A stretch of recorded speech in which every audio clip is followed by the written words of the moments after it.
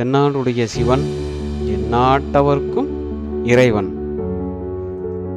சிவனுக்கு தொண்டு செய்கிறவங்க பாக்கியம் அடைந்தவர்கள். அதனால தான் சுந்தரர் என்ன செய்கிறாரு அப்படின்னு கேட்டிங்கன்னா, தன்னுடைய பாடலின் முதல் வரியில் தில்லைவாழ் அந்தணர் தம் அடியாருக்கும் அடியேன் அப்படின்னு சொல்கிறார்.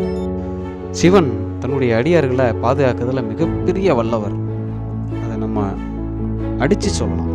உதாரணம் யாரை சொல்லலாம் அப்படின்னா, 18 சித்தர்களை சொல்லலாம், 63 நாயன்மார்களை சொல்லலாம்.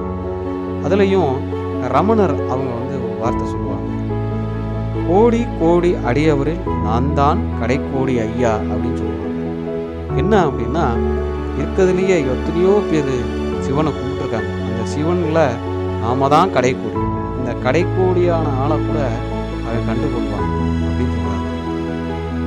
நிறைய பேரை சோதித்த விதம் வேற. ஒவ்வொருத்தனையும் ஒவ்வொரு மாதிரி சோதிக்கிறார் இறைவன். அப்போ ஒவ்வொரு இடத்துலையும் தானே முன்னின்று தானே சோதித்து தானே அந்த துன்பத்தையும் அனுபவிச்சுட்டு போனவர். உதாரணம், கூட்டு திருவிழான்னு ஒன்று மதுரையில் நடத்துகிறாங்க. அதுக்கு காரணம் மாணிக்கவாசகர். வருவார், பெரம்படி வாங்குவார், வாங்கிட்டு அந்த கிளவிட்ட புட்டு வாங்கி சாப்பிடுவார். அப்போ ஒவ்வொருத்தவங்க முதுகுலையும் அந்த பெரம்படி இருக்கும். அப்போ எப்படி பாருங்க, ஒரு சின்ன காயங்களை ஏற்படுத்தினாங்க. அத்தனை காயங்கள்லையுமே இறைவன் தான் அதை தாங்கிக்கிறானே, நாமும் அதை தாங்கலாம். அதனால் நமக்கு வர்ற கஷ்டங்களை பற்றி நீங்கள் எப்போவும் பெருசாக எண்ணாதீங்க. எல்லாமே அவன் கொடுக்கப்பட்டது, எல்லாமே அவனால் ஆகப்பட்டது, எல்லாமே அவனால் தான் திருத்தப்படும்.